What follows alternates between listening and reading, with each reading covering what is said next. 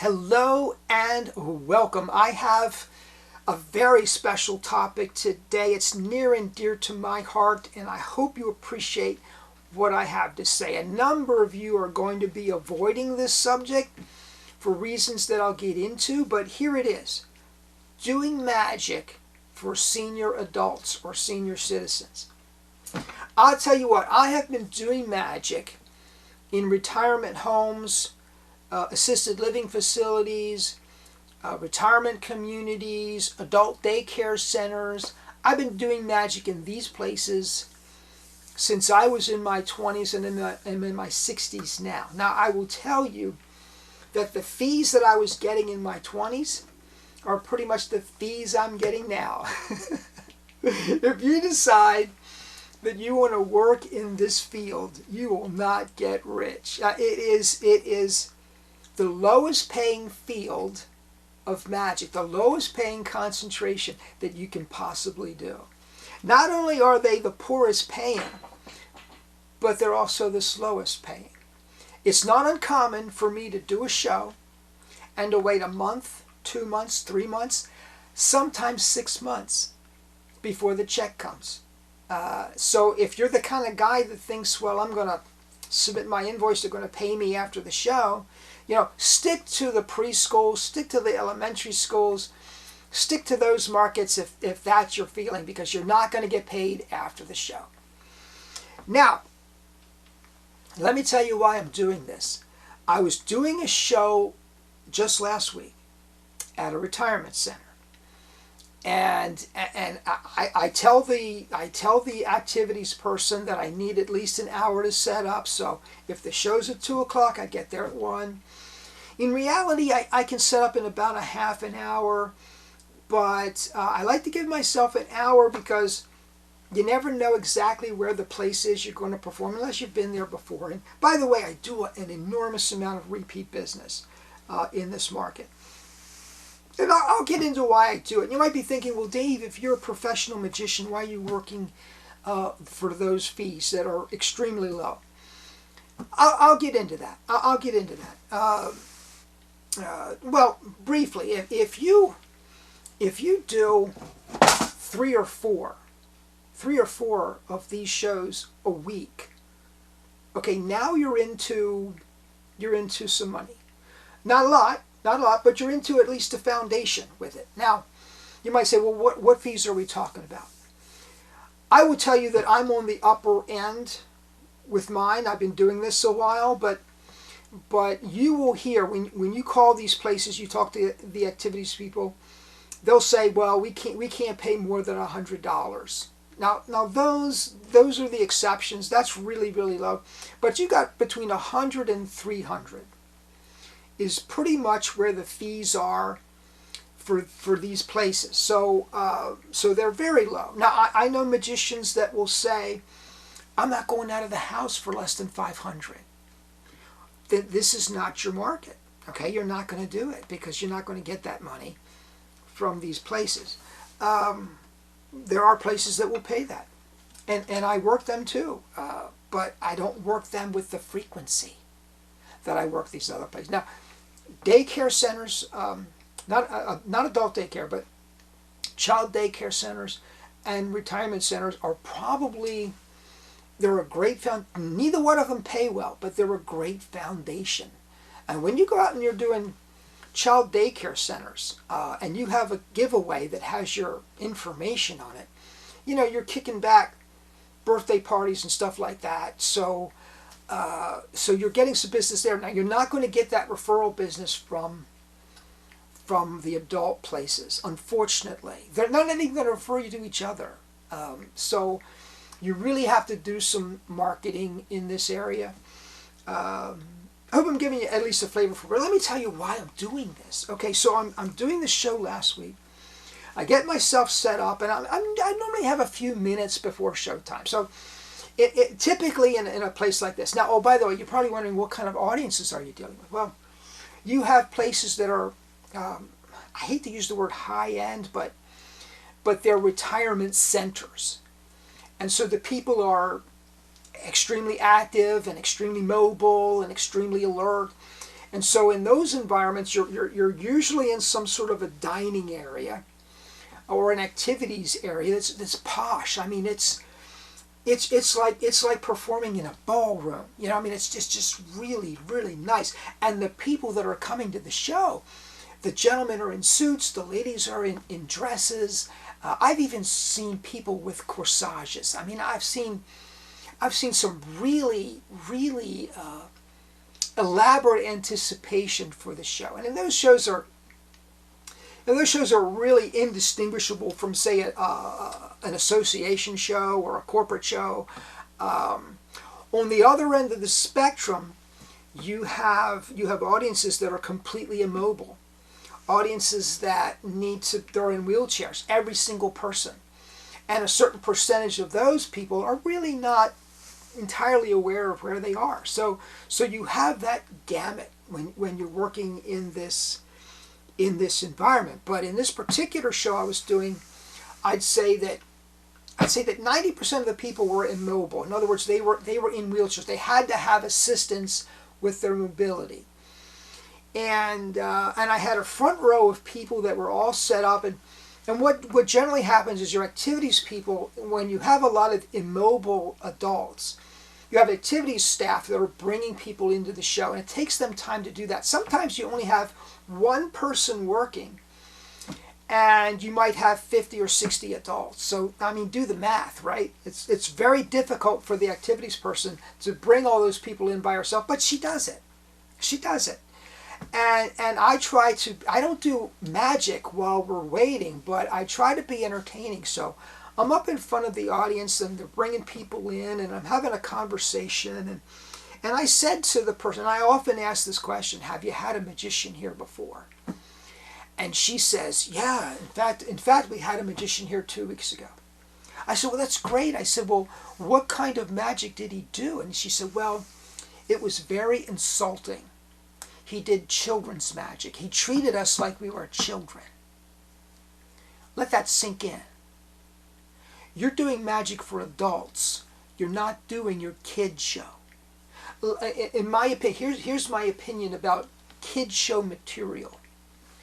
Kid show material is only appropriate for preschool age children. Once you get to the elementary school age, if you're doing preschool magic for the elementary school age, they're insulted, and they're going to let you know right there on the spot. So my opinion is that from first grade on, I'm doing my A-list material. I'm doing good stuff. Now, I'm going to get into some distinguishing factors when you're doing magic for adults versus you're doing magic for kids. Kids love to participate. And by that I mean they love to come up on stage and ham it up and show off. They love to do that. Adults, they love to participate too, but they don't want to come up on stage. So your participation is a little bit differently. And I'm going to get into some of that. But what motivated me to do this video was this comment. This magician did children's magic, and it was insulting, and it is insulting. You're doing magic for adults, that's what you do. Now, everyone appreciates good magic. Let me digress for just a moment. I was doing a show for a day school. This is for children. And I had a gamut, a range in age from 4 to 11. 4 to 11. I do a routine that I got from Alakazam Magic. It's called, I can't remember exactly the name of the trick. It's a card trick. The essence of it is that all the cards are numbered 1 through 52. One person calls out one number, one person calls out another number, one person calls out a card, and all 3 cards match your prediction. That's the essence of it. It's a brilliant trick. And I do this, and my own presentation for it is in the context of telling the history of Ocean City. So here I am with a bunch of children, and I said, by the way, if you're not from Maryland, this makes no sense to you at all. But if you're from Maryland, D.C., Virginia, Ocean City, Maryland is a key vacation spot. Almost everyone in this area knows what it is, has been there at least once. So I said, how many have ever been to Ocean City? Every child raises their hand. I said, okay, well, how many love going to Ocean City? Every child raises their hand. So I have posters, and I give them a visual history of Ocean City. And let me tell you something. This was a kid show where they're screaming and they're hollering and they want to come up and they want to participate. And they sat there looking at me with undivided attention because I was giving them the history of a place they love. Adults love that too. Adults love that too. So my policy is do your A-list, man. Do your A-list. All right. Kids love to come up on stage. Adults love to respond to questions in their seats. It's participation, but it's different.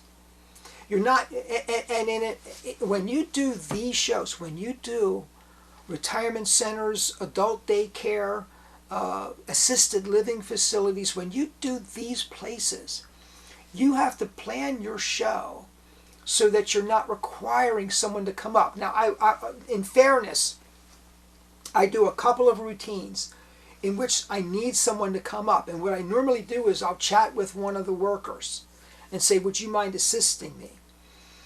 And so when I need someone to come, I generally use a worker as opposed to a client or an individual who's living at the facility.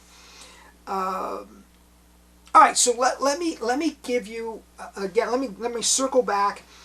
It is one of the lowest paying markets you can possibly be in, and so you might wonder, well, why should I even bother? No, it gives you the opportunity to perform many shows and to polish your show, and I really love that. You know, if I need to break in new material, that's where I'm doing it. I'm not going to do it for the corporate show that might be paying anywhere from $500 to $1,500 or $2,000. I'm not going to do that. But I will do that at a retirement center. So it gives you that opportunity to polish your show and make it better. And secondly, you are bringing joy into people's lives. In some of the places where I give, not all of them, some of them are resorts. I mean, they've got activities going every day. They're going to Atlantic City together. They're doing something every single day. But a number of these places, man, you walk in there, and it can grab a hold of your heart. And I see people are wheeled into the performing area, and they're in wheelchairs, and they just look sad sometimes. And sometimes I engage people in conversation, and I've heard stories. Oh, I can tell you stories. People that have been there for 6 months because their spouse passed away, and they lost their money in medical bills, and I mean, on and on. You can hear these stories, and you can sometimes see the sorrow, and then you bring joy into their lives for at least an hour. And you can see the attitudes change. You can see the facial expressions change. And what was dark and what was dim suddenly becomes light and happy. And when you're finished and people say, oh, thank you so much for coming. We enjoyed this so much. Here's a story for you. I did a show on the 4th of July. And I had a family at this show. This was at a retirement center. Had a family at the show, and they came up to me and said, we came to pick Mom up for our 4th of July lunch, cookout. And Mom says, I'm not leaving. And we said, well, why not? And they said, David Dellman, the magician's coming. I'm going to stay here and watch David Dellman. So they all stayed to watch David Dellman. And when the show was over, they came up and said, you know what? I'm glad we stayed. This was wonderful. See, that you can't put a price tag on that. You can't put a price tag on that. You're bringing joy into people's lives that really need joy in their lives. That's why you work this market. You don't work this market to get rich.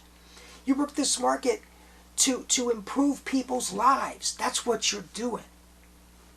They are one of the most appreciative audiences I've ever worked. Now, I've done birthday parties where I've gotten substantial tips. And I've done corporate events where people say, oh, that was a good show. But when you do a retirement center, people, they appreciate because they're at a point in their lives that there's just more sorrow than joy. And when you can be one of the joys, they appreciate it. The show should be at least 60 minutes. If you do 55 minutes or if you do 50 minutes, they feel a little cheated. Remember, it takes a gargantuan effort to get everyone that wants to see the show into the performing area. It sometimes takes them an hour to 2 hours to get everyone into that area prepared to see the show. If you're doing a short show, it just won't fly. You need to be prepared to do at least 60 minutes. I typically do 60 to 65, maybe 60 to 70 minutes is what my show typically runs. And they feel very satisfied with that.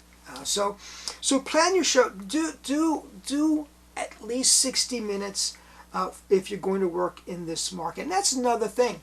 If you're used to doing 35 to 40 minute shows, that additional 20 minutes or 15-minute show time is going to stretch you.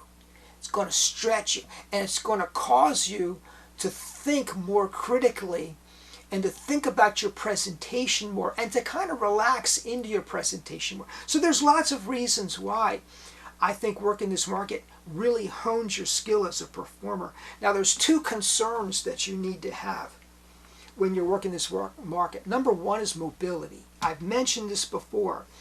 But people, if you think I'm going to get 5 people up on stage in the staging area to do an effect, forget it. Forget it. You might be fortunate enough to have one staff person there that's willing to help you. Or maybe not. I was doing a show in Snow Hill, Maryland, which is down from Ocean City. And every single person in that show was in a wheelchair. Every single one. And the nurses and aides and assistants and activities people all left. So here I am in a big room with 60 people, every one of which is in a wheelchair. Not a single person could come up on stage. What I did in that situation was I carried things out to the people. And if I was having a card selected, I went to the person and they selected a card. So you want to use staff if they're available. If they're not available, you want to take props out to the people so they can participate. But as a general rule, your audience cannot come up on stage, so don't plan for that. Factor number two, memory concerns. Listen, even if we're not talking about dementia or Alzheimer's, and you're going to perform for audiences where a number of people have dementia or Alzheimer's. So they're going to forget what routine you're doing between the beginning of the routine and the end. It's just that way. So you have memory concerns. So what I do is, I sometimes, if I'm doing a mentalist routine that involves numbers, I'll write the numbers. I have a whiteboard, and I write the numbers on the whiteboard, so they're there. Then they don't have to remember anything. If I'm doing a card trick, now here's something that you've never read in a book, but you know this is golden. I'm giving you something golden here. If you're working for this art, and for that matter, do this for every audience, because you know what you don't want? You don't want here, pick a card. All right, I have it. Look at it. Remember the card. Here, shuffle it back into the deck. Okay. Is that your card? I don't know. I don't remember. You're going to find that in lay audiences of all types. Their minds are going in 1,000 different directions. They don't remember the card they picked. So you know what's going to happen? They're going to make it up. Oh no, that's not my card. My card was the ace of spades. You know, and I remember one time I'm doing a show in a retirement center. There's a lady in the front row. She's beaming. She's smiling. She's having a great time. She's beaming. And you know what? I gravitate toward these people because that's where the energy's coming from. So I gravitate to the people, and I feed off their energy, and they feed off my energy. And so I'm thinking, well, this is the perfect person. So I walk over and here, pick a card. And she picks a card.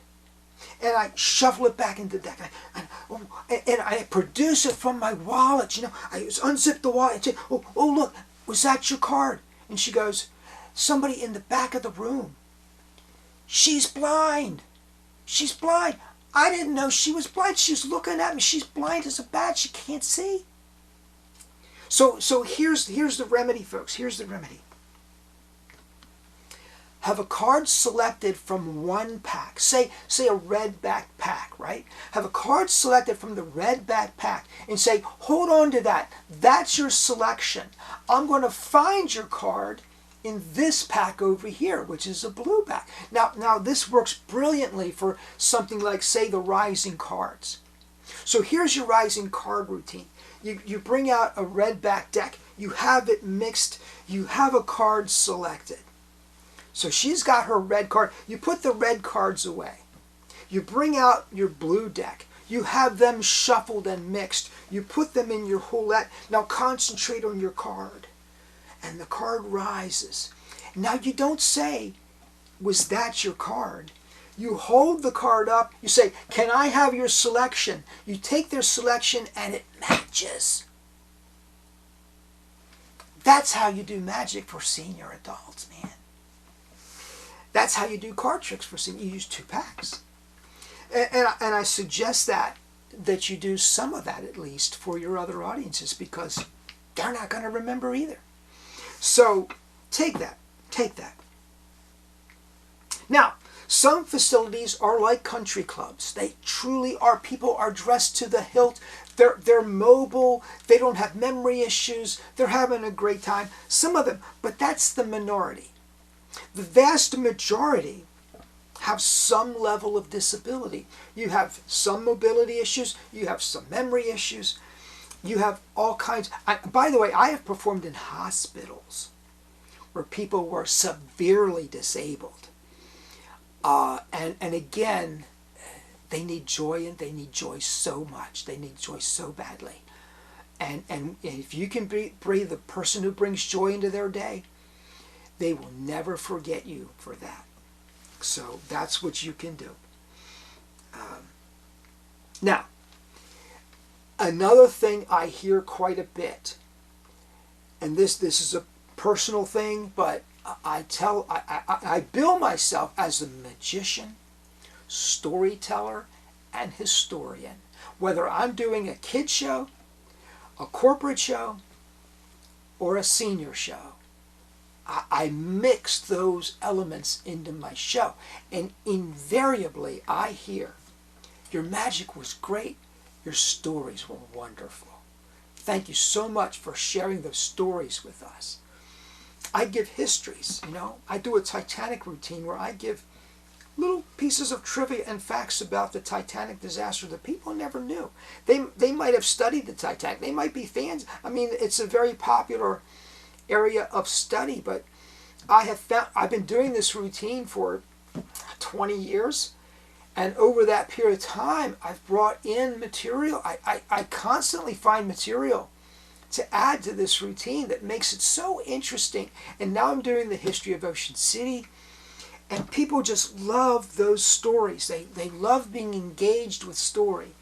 So don't neglect other areas and disciplines when you're doing your magic.